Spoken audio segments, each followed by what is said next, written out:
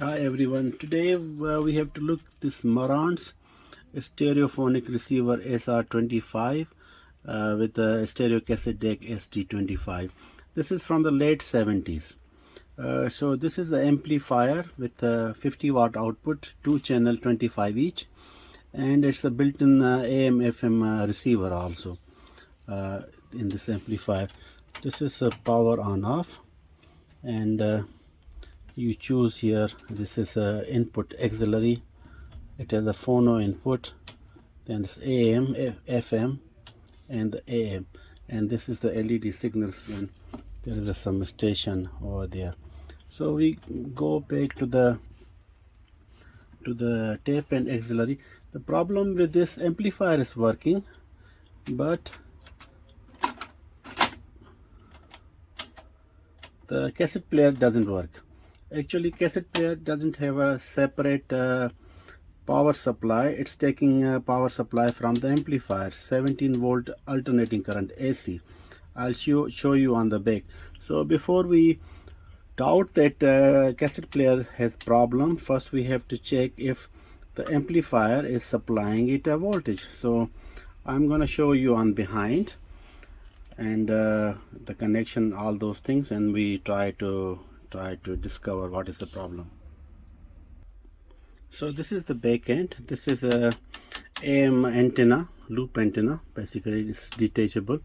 These are the speaker outlets, 2 channel. This is the fuse here, and this is a input for phono, for tape and auxiliary and tape in. You can put CD also here, and this is a tape monitor out. And here you have antenna for the FM. This is ground, FM, and this is AM. So you can use different antenna, 75 ohms also and 300 ohms ribbon also. It's made in Japan, late 70s. And this is the power supply. Here you can see this is the power supply connection. It's written 17 volt 500 milliampere maximum. So this is supplying power to the cassette player. So we have to test if there are any voltage here available. If the voltage are available and cassette player is not functioning, then we investigate in cassette player. If their voltage are not present here, then before opening the cassette player we investigate the amplifier. So I set the meter at the AC range, because here you see is 17 volt, and this sign is for alternating current. It's not for the direct current, so it's getting alternate current. So I set my meter to 200 volt AC, and amplifier is on, and it has a power supply. So we connect to see if there are the voltage. No, there is nothing. And in the AC, voltage polarity is not important. You can use either side, because in 50 cycles, 50 times in a second, alternating current is changing polarity. So plus get minus, minus get plus. So it doesn't matter which side you are measuring. So you see the meter, there's no voltage. So we're gonna open this amplifier to see why is the problem. We also will check this fuse, but I think this is the main fuse. If this was bad, amplifier should not turn on. Amplifier is on, and you can choose FM, AM, and different like auxiliary in. You can see the LEDs. The amplifier is on, so this fuse is working. We see inside further. So I'll open it up and we see. So I opened the amplifier. Since I open it, I think it's good to describe you the circuitry. Basically, opening was very easy. The cover has 2 screws on both sides, which can be opened with the Phillips screwdriver. Very easy. And this is the power supply. Power supply. This is the main fuse, which is coming from directly to the switch. This is the on-off switch, and this is coming through that one. And we see another fuse also. It says, I don't know if you can see, 500 milliampere up till 250 volt. So this fuse we're gonna check also, and here this one also we're gonna check. And checking is easy. With the multimeter you put on the ohms 2K and higher, and put the leads on either side. If fuse is good, then you see that meter will turn to the 0, and if it's an open circuit, then it remain like 1, so then it's suspected. The best way to test fuse or any suspected component, you have to take out from the circuit.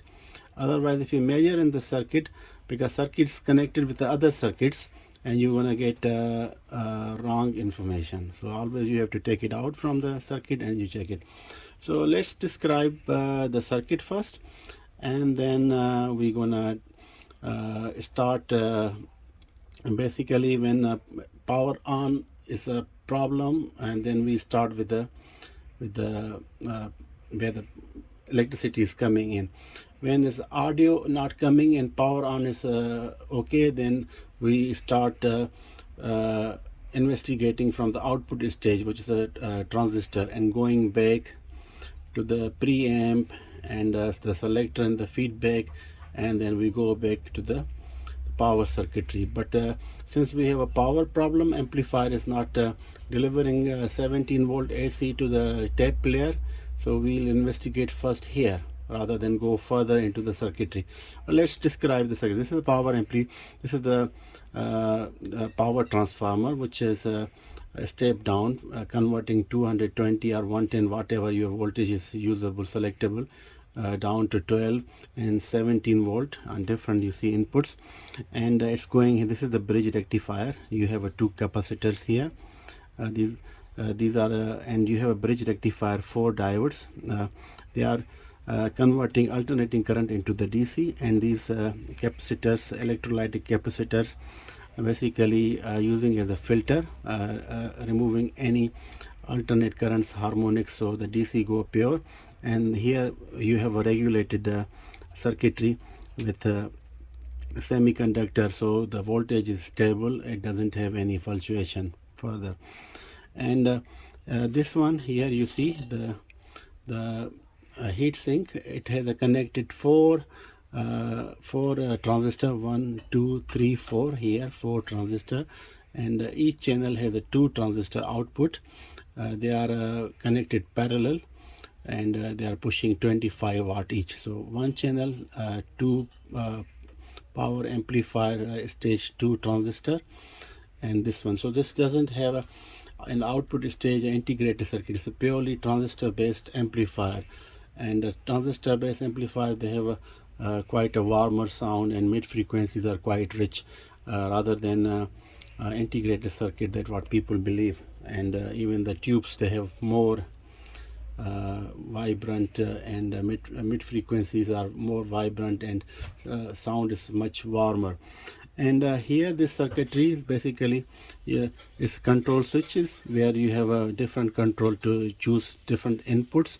You have a bass, treble, and the volume control. And this one is tuning. Tuning is connected through the thread mechanically to this tuning capacitor, variable tuning capacitor, where you tune the station. So half of this circuit, this is a tuner, basically AM and FM tuner, this whole thing. And here you see this is the pre-amplifier. So when you are using as a radio receiver, then you tune the station, and then it goes through the oscillator circuit. Then they mix the IF, intermediate frequency, and amplify the signal, and afterward at the end you remove the intermediate frequency and remove then convert into the pure alternating current audio signal, very weak though, and then you feed to the pre-amplifier, this stage, and pre-amplifier go to the buffer and driver stage, and then it goes to the PA, this transistor, which they feed to the speaker. So this is a very basic amplifier circuit. This is just AM FM tuner this side. So as I described the circuitry, how this amplifier is designed, let's investigate here. So I would probably go to check the fuses, this one and this one. We take it out and we check them if they are good or not. So I take it out, that fuse from the circuit. Here it is, and I set my multimeter to the where you check the resistance to the 2K, and then you put one lead this side and one lead that side. Yeah, oh, this is open, so this fuse is broken. You see there is no any reading over there. And let's check the other one, and I removed here the main fuse, and it's here, this fuse, and we have to check. Oh, this one is working. You see the reading goes 0, you see on the meter. So this fuse is good, and this fuse has a problem, so we have to replace it. It's a 500 milliampere, means half ampere, up till 250 voltage. Well, I had luckily a fuse available in the spare parts which I'm keeping. So this is rated up to 300 voltage, 750 milliampere. Rating is a little bit higher, but we're gonna use it. It's always better to use the same thing, but the same current drain and same voltage, but this has a 550 voltage higher, and 750 is a 250 milliampere higher. So if the purpose of this fuse is to avoid the short circuit further into the circuitry. So but we want to use it, and then afterwards we check the voltage, and if the voltage are present 17 volt, then we connect the tape player and we see if the tape player is working. I placed back the new fuse here. Its rating is slightly higher, and the other main fuse I also put it back. So now we're gonna test it.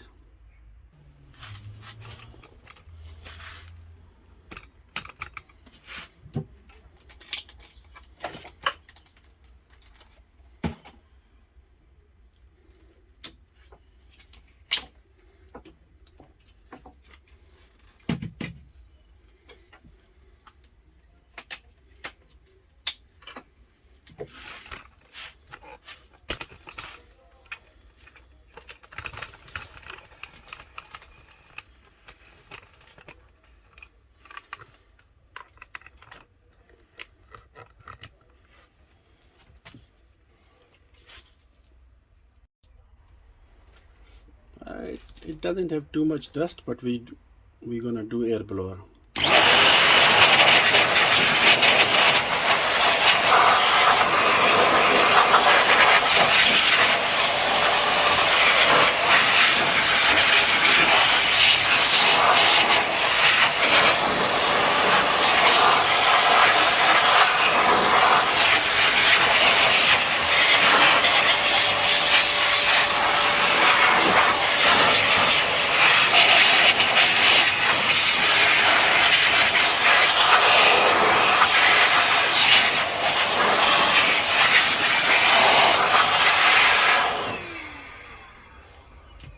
Previous owner kept it good, and while he was selling, he mentioned that tape player is not working, so he informed me, but it doesn't have too much dust inside the amplifier.